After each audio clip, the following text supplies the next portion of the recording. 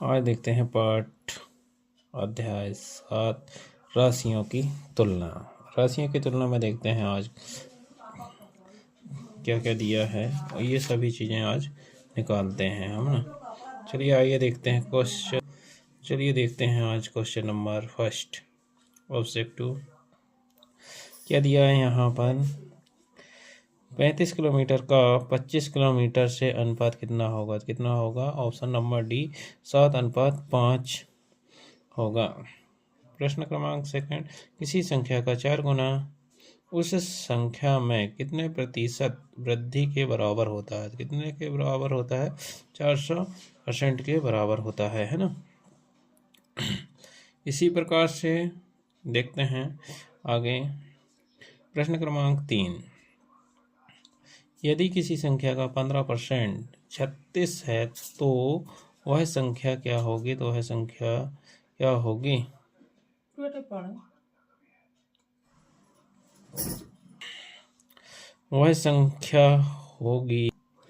इसका आंसर हो जाएगा 360। क्वेश्चन नंबर 4 दिया है, किसी व्यक्ति का मासिक वेतन 50,000 है, उसमें 10% वृद्धि होने पर नया मासिक वेतन कितना हो जाएगा। तो वो हो जाएगा कितना? 55,000 रुपये। तो क्वेश्चन नंबर अगला है क्वेश्चन नंबर 5, एक मेज का अंकित मूल्य 1200 रुपये है तो और उस पर बट्टा 8% है तो मेज का विक्रय मूल्य ज्ञात कीजिए, जो कि कितना है। Option number B 1104। Question number 6 क्या दिया हुआ है। क्वेश्चन नंबर 6 दिया है, एक जैकेट 20% का बट्टा देने के बाद 1120 रुपये में बेची जाती है और उसका अंकित मूल्य ज्ञात कीजिए। तो देखेंगे हम क्या दिया है। माना कि अंकित मूल्य क्या है, x है, तो बट्टा परसेंट बराबर x गुणित 20%। ठीक है, तो हम क्या करेंगे, इसके लिए हम एक उपाय करेंगे जो कि क्या होता है, 20x बराबर, तो बट्टा परसेंट बराबर अंकित मूल्य माइनस विक्रय मूल्य। ठीक है, तो बट्टा कितना दिया है 20x और परसेंट का क्या मान लेते हैं हम 100 बराबर x माइनस 1120। ये हो गया, तो 20x बराबर 100x माइनस 1120 इंटू 100 हो जाएगा। इसका तिर्यक गुणा कर दिए इसमें तो ये हो जाएगा 100। तो 20x x वाले एक साइड, बिना x वाले एक साइड, तो 20x माइनस 100x बराबर 1120 इंटू 100। तो 100 में से 20 गया, ये बचा कितना 80x बराबर 1120 इंटू 100।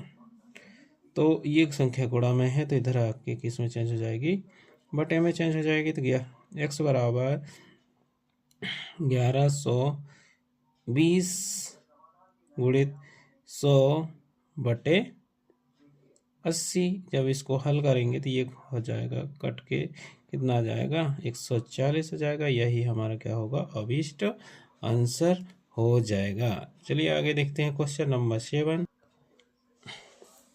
क्वेश्चन नंबर 7 क्या दिया है, यदि रोहन के पास अपने धन का 50% खर्च करने के बाद 800 रुपये बचे तो ज्ञात कीजिए उसके पास शुरू में कितना धन था। तो हल, सोहन द्वारा खर्च किए गए रुपए x का 50% खर्च करने के बाद बचे x का 100 में से 50% हम कम कर देंगे तो क्या हो जाएगा, x का 50% निकल जाएगा। तो प्रश्न अनुसार x का 50% होता है 800, तो इसी प्रकार से x का 50% यानी कि 50/100 गुणित 800, तो x बराबर x गुणित 50 गुणित 800 इंटू 100/50।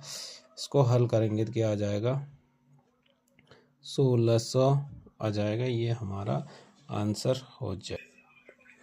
चलिए देखते हैं क्वेश्चन नंबर 8। 12 कुर्सियों का क्रय मूल्य 10 कुर्सियों के विक्रय मूल्य के बराबर है तो लाभ प्रतिशत ज्ञात कीजिए। तो 12 कुर्सियों का मूल्य 10 कुर्सियों के विक्रय मूल्य के क्या है, बराबर है। तो लाभ परसेंट, तो विक्रय मूल्य माइनस क्रय मूल्य, लाभ बराबर 12 माइनस 10, तो कितने रुपए का लाभ हुआ, 2 रुपए का।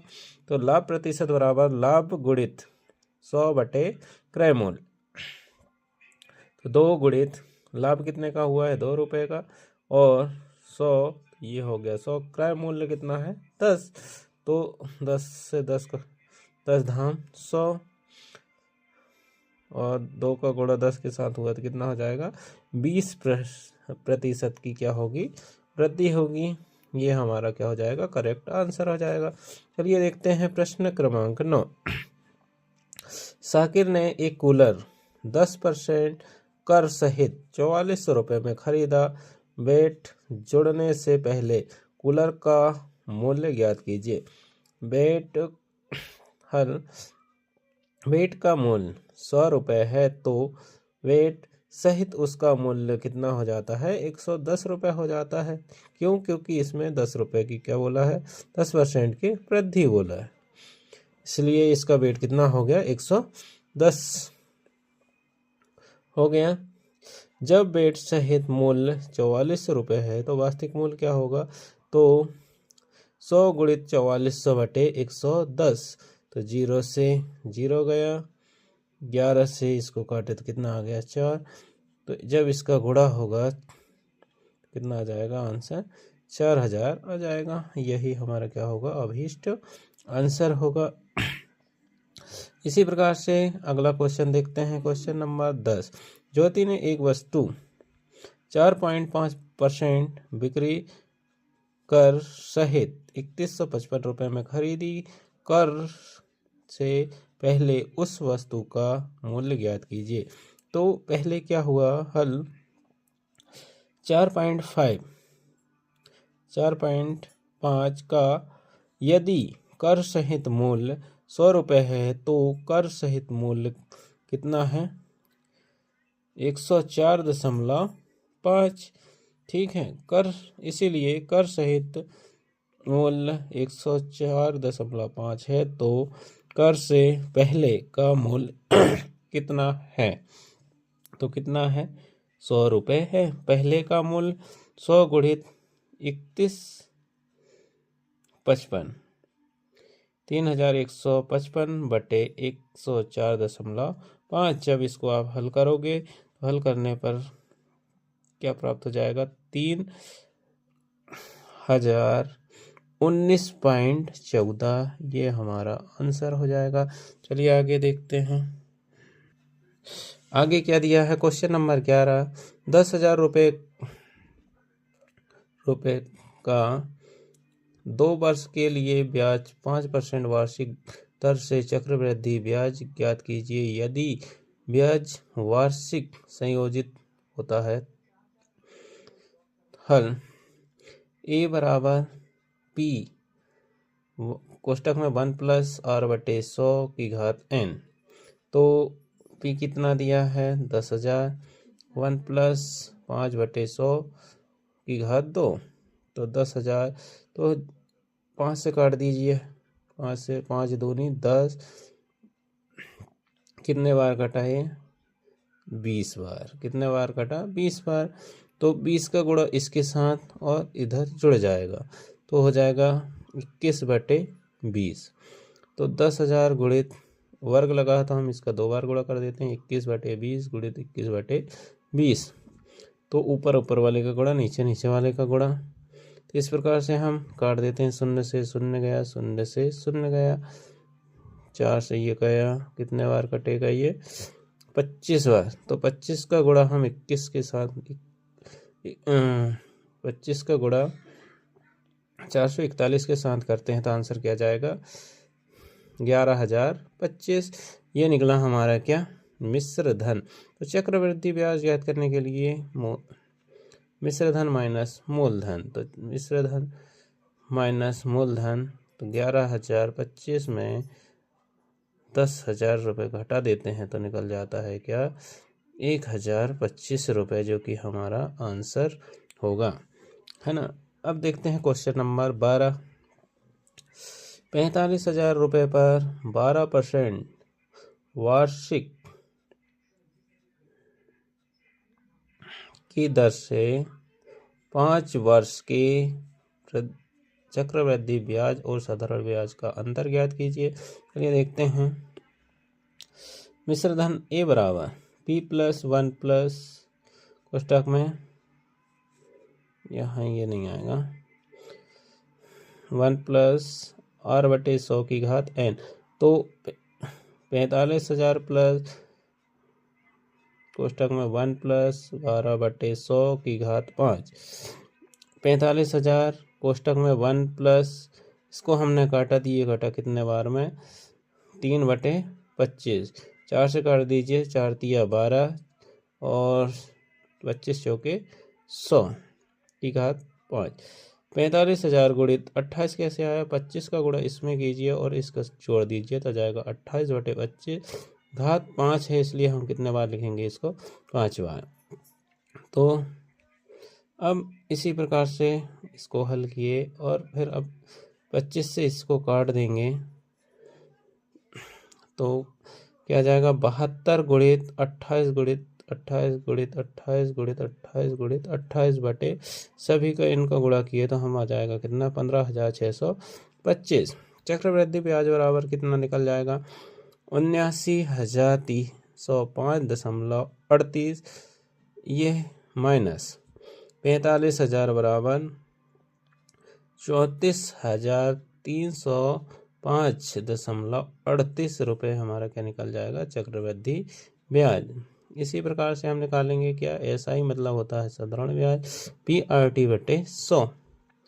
PRT कितना दिया है, 45,000, 12% ब्याज की दर है और 5 वर्ष का क्या है, समय दिया है, बटे 100, 2 शून्य से 2 शून्य गया, 12 × 5 = 60 और 60 का गुणा हम 45 के साथ करते हैं कितना आ जाएगा, 27,000 आ जाएगा।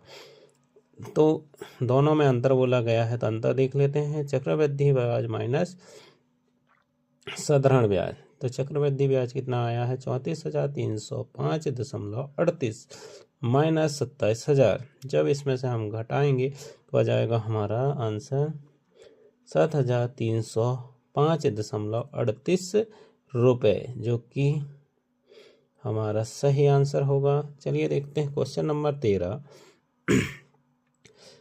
दुकान ए और बी पर एक खिलौने का मूल्य 450 रुपये है। इस सप्ताह यह खिलौना दुकान बी पर 425 रुपये की सेल पर है तथा दुकान ए पर 25% की छूट पर है। अब किस दुकान पर यह कम कीमत पर उपलब्ध है तथा दोनों की कीमतों के अंतर बताना है। ठीक है, खिलौनों का मूल्य 540 रुपये है। दुकान ए पर खिलौने का मूल्य पर छूट 554 गुणित 25/100, तो ये 25 से काट दीजिए, 25 से कम, 25 25 चौके 100, तो इसको गुणा करेंगे तो ये जाएगा कितना, 135। दुकान ए पर छूट के बाद खिलौने का मूल्य